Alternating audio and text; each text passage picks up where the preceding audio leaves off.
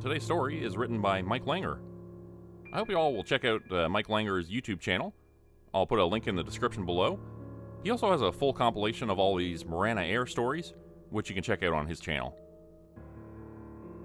Had he lived beyond the Iron Curtain, my uncle would have spent most of his life in a mental asylum. In communist Czechoslovakia, however, mental asylums primarily served as a means of punishing political opposition, so my uncle was relatively free. Well, for most of his life, at least. Rural existence doesn't really lend itself to the nuances of mental health, so no one delved too far into his peculiarities. He was never formally diagnosed with anything, and I wouldn't dare to try to play doctor. But rest assured, he was far from stable. The village just considered him crazy and left it at that. Well, for most of his life, at least.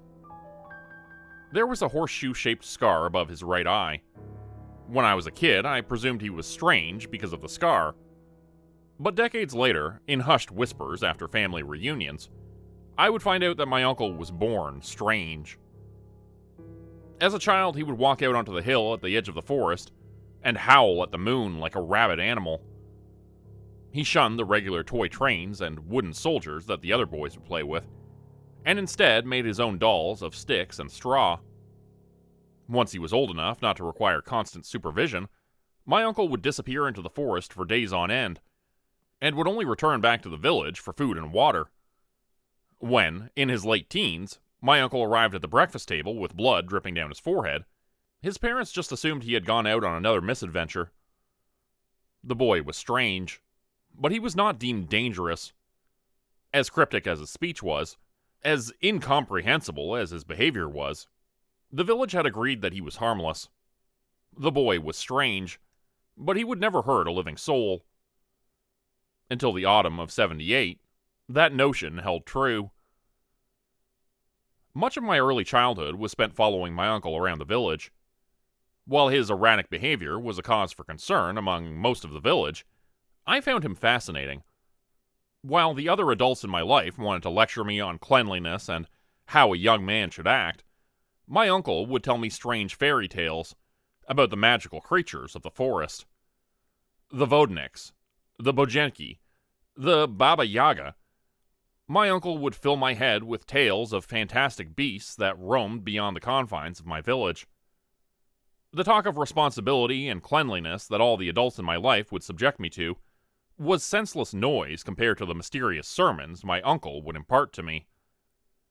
In '74 or '75, my great-grandfather died.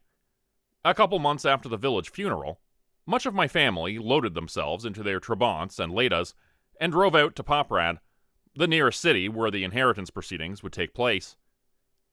Even though my uncle had a downright antagonistic relationship with cars, when it came time to depart, he pushed me over to the middle seat and joined in on the ride.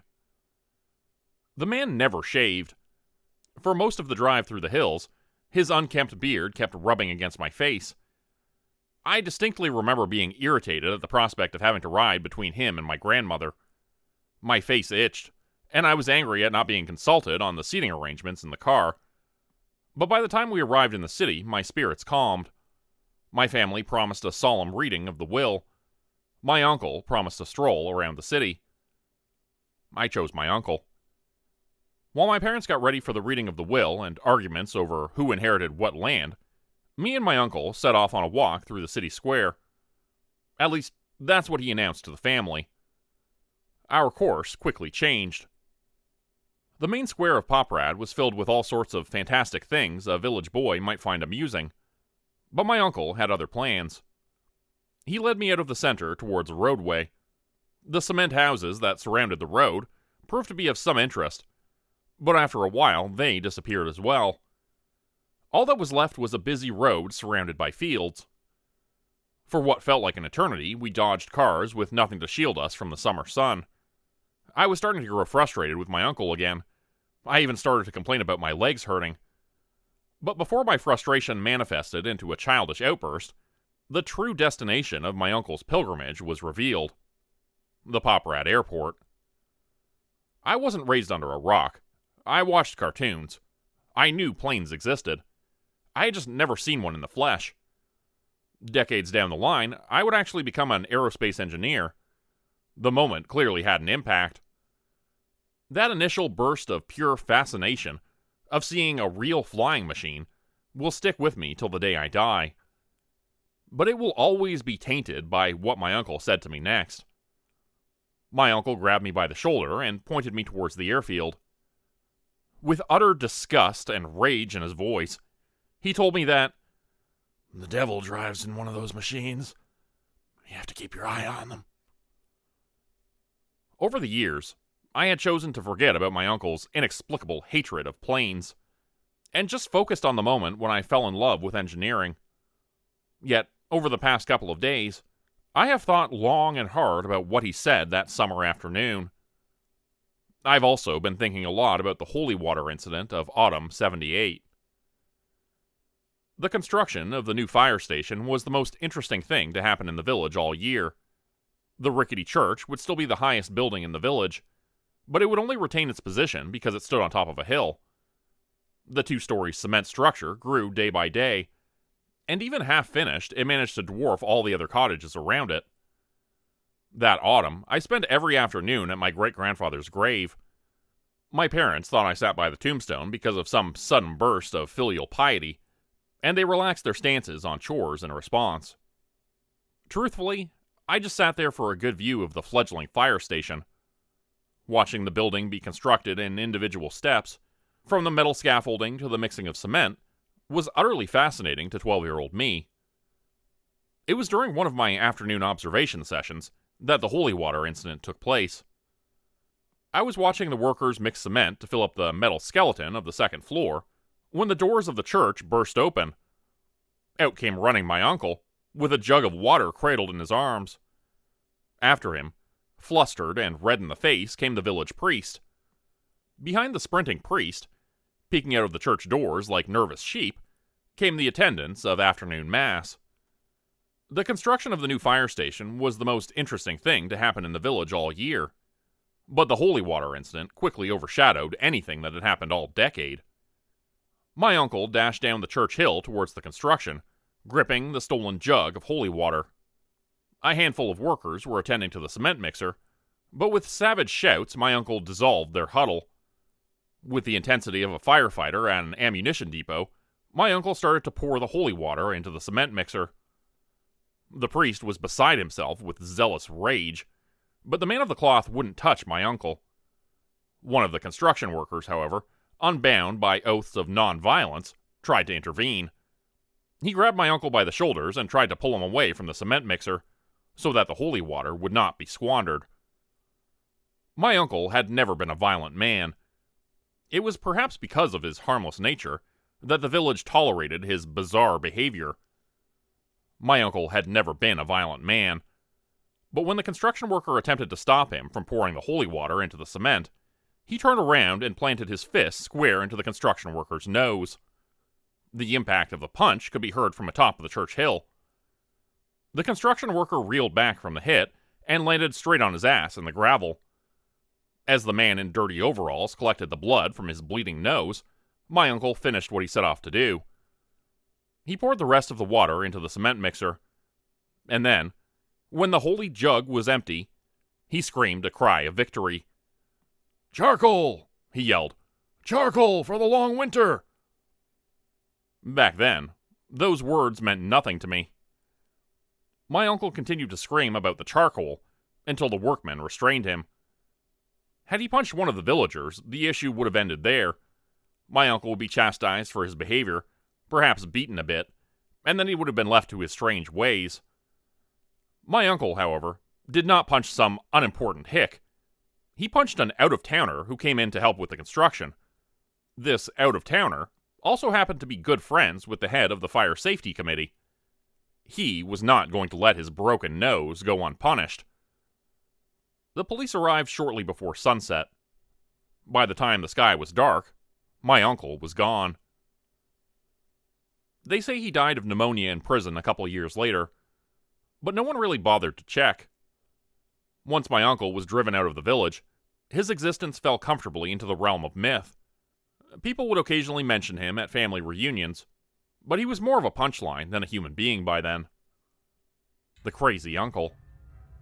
The crazy uncle we don't talk about much. He had slipped from my mind, too. For a couple weeks after the holy water incident, I was curious about his fate. About why he would pour holy water into a cement mixer. About the charcoal for the long winter. Yet, soon enough, those questions were buried beneath the universal blues of puberty. By the time I got out of high school, I scarcely remembered I even had a crazy uncle. I studied engineering in Prague, and when the Bolshevik system collapsed halfway through my studies, I fought tooth and nail to move to the West. I finished off my master's in Delft, and then, through a lucky set of coincidences, ended up flying across the ocean to Arlington. I spent most of my life in the US, away from my roots. I got married, had kids, got divorced, and worked myself to the bone in the process. When my father died, my schedule was far too hectic to make the flight back home. All I managed to do was sit by his grave, overlooking the now defunct fire station. My father was gone, and after a week or so of visiting, I found my mother on her way as well. I didn't show up for my flight back to the States. Instead, I stayed in the village where I was born. The first couple of weeks were confusing. The village was much smaller than it was in the memories of my youth. Everything was quieter, more peaceful, and when night came, the darkness was so total I felt like I could grip it in my fist.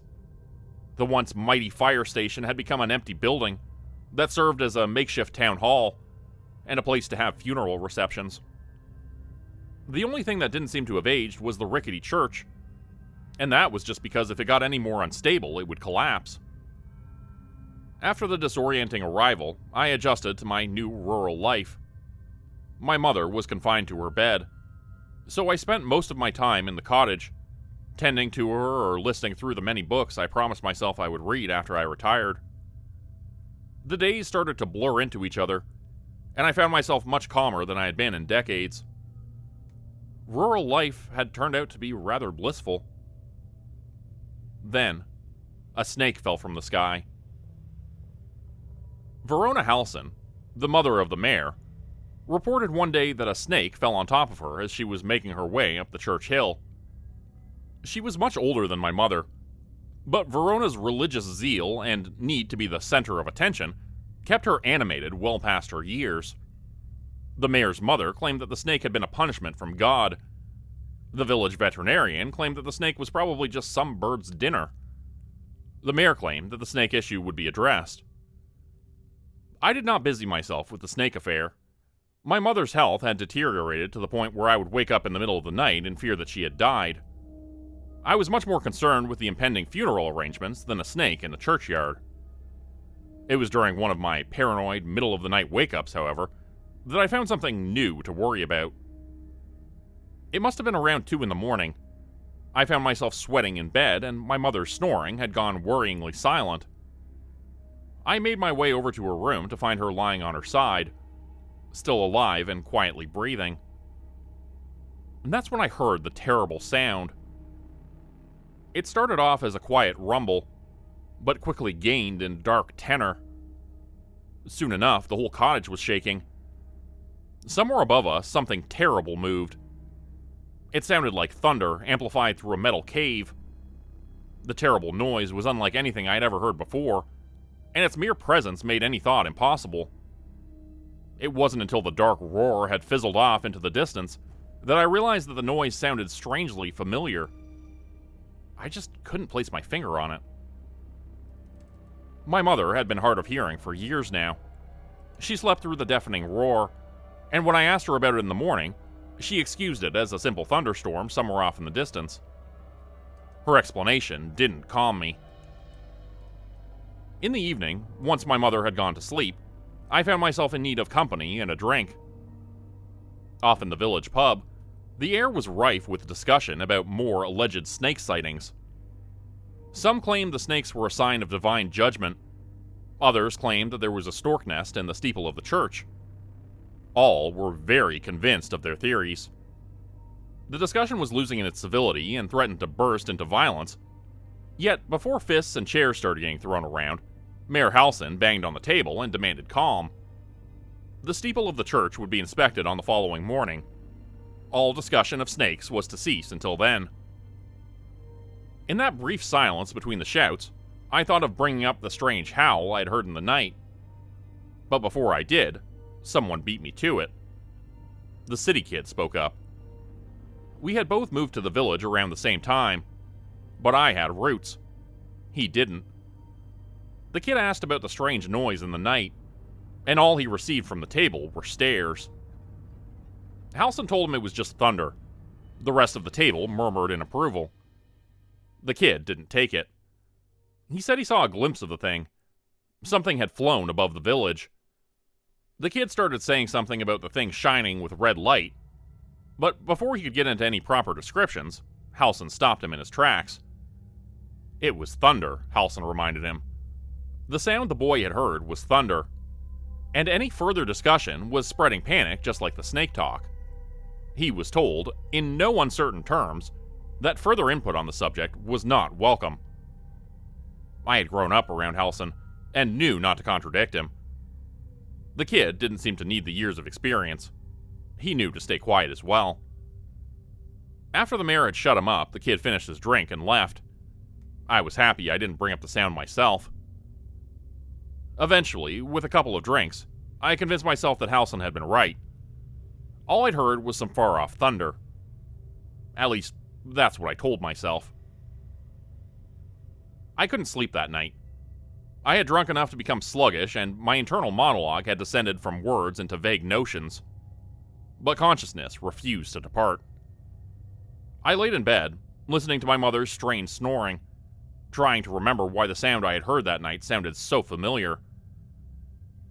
My mind was far too dulled to even properly recall the sound, but by the time the bedside alarm clock creeped towards 2 a.m., it was no longer necessary. The sound was back. As if it had been tied to my mother's snores, it slowly crawled into reality. The roar above grew louder and louder until everything else ceased to exist. The windows of the cottage shook. My face grew numb. Everything in the world descended into nothingness to make room for that deafening sound. Perhaps because of my exhaustion, perhaps because of my fear, I couldn't bring myself to get out of bed. I laid under my covers with my eyes wide open, staring at the ceiling and trying to fully concentrate on that terrible sound outside. Well before the noise reached its deafening zenith, I placed it. It was unlike any engine I had ever witnessed. It was much louder and darker than anything I had encountered in the decades of my career. But the noise was unmistakable. A plane was flying at an extremely low altitude above me. I wanted to get up, to look at what sort of engine could produce such a horrid sound. Yet, lying in that bed, I found myself paralyzed. The roar from the skies above, even muffled by the walls of my wooden childhood home, was so loud it made my teeth chatter. All notion of physical strength drained from my body, and I was left motionless in bed. When the roar finally died down, when the night settled and all I could hear was the bubbling of the far-off stream and the snoring of my aged mother, I put on my shoes and walked outside. Somewhere off in the distance, that terrible sound still rumbled. But aside from the burning moon, the sky was clear. Standing there, searching the sky for a hint of a plane, my uncle's words crashed into my internal monologue. The devil drives in one of those machines. You have to keep your eyes on them. There was a terrible storm the following day. Hail the size of fists dropped from the sky, and the gentle bubbling stream that led through the village threatened to turn into a flooding river. I had spent the whole day inside tending to my mother, but later I would find out that there had been a death at the church. A farmhand had been sent up to the steeple to check if a stork had a nest there, but during his ascent the wind had shifted, and the ladder he was climbing turned loose. The farmhand met his end against the metal fence of the church. His death was not quick. On any other occasion, the death of the farmhand would have overshadowed all happenings in the village for weeks. The events of the following night, however, pushed the youth's death into obscurity. My mother had gone to sleep well before midnight. I was alone in the cottage, sitting by the window and occasionally watching the clock sluggishly turn closer to 2 a.m. All that kept me company was her snoring, but beyond the glass, I could see other cottages were lit up just like mine. The storm had prevented me from talking to the other villagers about the roaring jet engine, but it was clear that others were awaiting its return as well. We all sat around our windows, expecting answers. Instead of clarity, however, the village received destruction. I spent hours waiting by the window, just so that I could see the source of that deafening sound. The closer the clock got to 2, the more my knees started to ache. Something deep inside of me demanded I turn away. Something deep inside of me knew that what was hiding behind that window was best unseen. By the time the rumbling started off beyond the hills, I had to grip the windowsill to stay upright. My teeth clenched and my eyeballs bulged, and I had to press my face against the glass. But I saw it. For a mere collection of seconds that will forever be scarred into my memory, I saw it. It was unlike any plane I had ever witnessed. Whatever make this Airbus was, it was bigger than anything I had ever worked with or seen. If you took the Antonov, painted it jet black, and then pushed its size to the very limit of aerodynamics, and then pushed a bit further, that's how big the plane above was. On its massive wings sat 2 blood-red lights that shot tendrils of pain from my eyeballs to the back of my skull. Every moment I spent looking at the machine, I could feel my sanity slip away. I did not last at the window for long. Soon enough, I was curled up on the floor with my palms shielding my ears. Before my body gave out, however, I noticed the most horrid thing of all. The plane was flying dangerously low. The plane was flying dangerously low and heading straight for the steeple of the church. Beyond the metal screech, I could not hear the impact. I could not hear anything. The universe distilled itself into cacophony, and only a single thought, a single memory broke through. The devil drives in one of those machines. You have to keep your eye on them. Well after the noise had rumbled off beyond the valley, I was still lying on the floor. My mind had been completely sandblasted by fear, and every inch of my body felt foreign. It wasn't until I heard shouts from the outside that I managed to crawl to my knees. The church had indeed been hit. The steeple had been knocked down and reduced into nothing but kindling that burned over the graves. The rest of the church was also burning. It was as if the plane had sparked the fire itself. The sight of the eldritch Airbus had been enough to drive me to the floor, but the fire had brought me back to my senses. Without much conscious thought, I pulled on my shoes and ran to the old barn in search of buckets. Dozens of villagers helped. Quickly, we organized into a chain of young and old and strong and weak. But our efforts did nothing to stem the blaze. It would take a solid hour for a fire truck to make its way through the winding hills of the valley. Well before the flashing lights appeared, there was nothing left of the church worth saving. When the bucket party had given up, chaos spread through the crowd. The city kid, the one that had first talked about the howl of the plane at the pub, he claimed he had taken a video of the crash. His phone, however, had shorted out and refused to turn back on. I had seen the plane. Others, who had waited with their lights turned on, had seen the plane as well. In the chaos, we did our best to support his claims, but the voices were quickly drowned out. Verona Halson had seized the narrative and started to preach. There had been no plane, she swore. What we had witnessed was a strike of God. He had started with snakes dropped from the sky. Then he brought down a mighty storm. And now, at the zenith of his rage, he had struck down the steeple of the church. Her fervor quickly shifted from abstract accusations of godlessness to finger-pointing. She said it was the kid, and other outsiders, who had tainted the village. There were voices of reason in the crowd, but there were few. With the church still burning and the crowd wild with panic, Verona's words turned to absolute fury. The kid quickly fled. Fearing that Verona would search for a new scapegoat, I made my exit as well. When I returned home, I was shocked to learn that my mother had slept through the entire affair. Even as the sirens of the overdue fire truck arrived by the church, her heavy snores scarcely changed in rhythm. I did not wake her up that night. I feared that the sudden shock might push her to her grave. Even if her heart could handle being pulled out of slumber, I couldn't imagine how I would explain what had happened to her. The roar from the sky was much louder than it had been the night previous. With each passing sunset, the plane got closer and closer to the village. The Airbus cut through the church steeple as if it was a tower of toothpicks. I dreaded to think what would happen the following night. When my mother awoke, I brought her breakfast and tea to bed. I had no idea of how to broach the subject of the low-flying plane. At first, I tried to find a way to transition from our casual morning chat to the impending danger. But when no obvious path presented itself, I simply came out with it.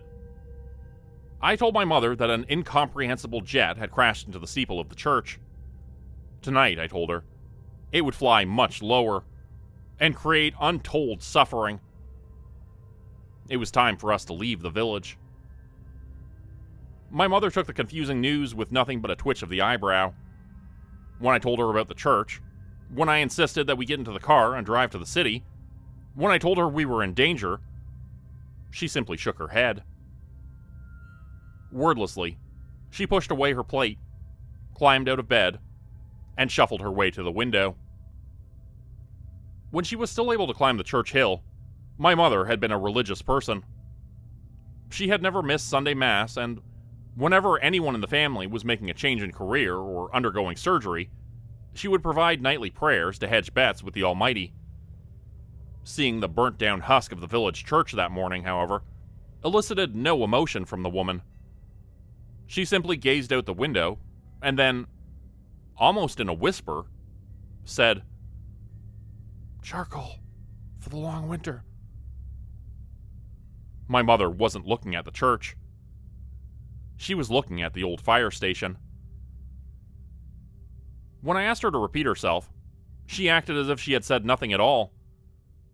I asked about my uncle, about the charcoal, about the planes. Yet all she did was shake her head and pity her poor brother's soul. Then she quickly changed the topic of conversation. She was going to cook lunch. I was to bring her some wood for the stove. I made a couple weak attempts at salvaging the mystery of my uncle, but my mother pretended she couldn't hear me. The thought of staying in the village despite the imminent danger was undeniably absurd, but I knew the old woman wouldn't get into my car willingly. When I went outside with the wood basket, it started to snow. As we ate lunch, she talked a lot more than usual. My mother had always been chatty, but age had slowed her down. By the time I had arrived in the village, it was clear my mother had become unaccustomed to conversation. As we dug into the goulash, though, my mother's sentences connected, and she even seemed animated. She spoke of my childhood and my dad and other family members no longer present. She even mentioned her brother. She asked me if I remembered how scruffy his beard was. I was happy to see my mother so animated, but I had to ask. As I brought up the airplane and the charcoal, and the water spilt into the cement mixer, her face softened. This time, she didn't pretend she couldn't hear me. She shook her head and smiled, and told me everything would be okay. There was something in her voice that made me believe her. By the time we finished off lunch, the world beyond the window was white. My mother's post-lunch nap quickly turned into deep sleep, and I went out to chop some wood. With my head full of memories, I drifted into the sunset. Well before 2, I was sitting vigil. Just after the sun had set, a handful of cars made their exit from the village. Each pair of passing headlights nudged me towards the idea of escape. Yet I knew it was already too late. The hill roads that led back to civilization were already dangerous to drive during the day. Setting out after dark was suicide. So I waited. With my mother snoring in the other room, and the moonlit world covered in snow, I waited for the plane to arrive. Beyond the window, other homes were lit up in anticipation. Knowing that I was the only one waiting the arrival of that incomprehensible machine made the minutes counting down to 2 almost tranquil. The first sign of that devilish rumble, however, wiped out all calmness from the world. My knees turned weak once more. All I wanted to do was curl up and avert my gaze from the incoming terror. With every ounce of courage I had, I gripped the windowsill and kept my eyes locked onto the trees ahead. The moment the dark mammoth rose from behind the trees, a flurry of pain shot through the back of my skull. It felt like someone was putting out cigarettes against the back of my eyes. The engine of the devil's machine was so overpowering that my agonized screams were nothing but a gentle tone in the nether regions of my ears. Each second that I spent looking out the window was tearing away at any conscious thought that was left in my brain. But I drove my fingers into the wood of the windowsill and kept myself on my feet. I watched the black Airbus descend into the village where I'd spent my youth. I watched the black Airbus head straight for the old fire station. The moment the plane's nose made direct contact with the cement structure, a brilliant light consumed the night. Sparks were flying everywhere. The roar of the engine whimpered away and was replaced with the screech of 1,000 metal gears. My eyes could handle the approach of the Airbus, but they could not withstand the impact. Drenched in tears, they gave out along with my knees.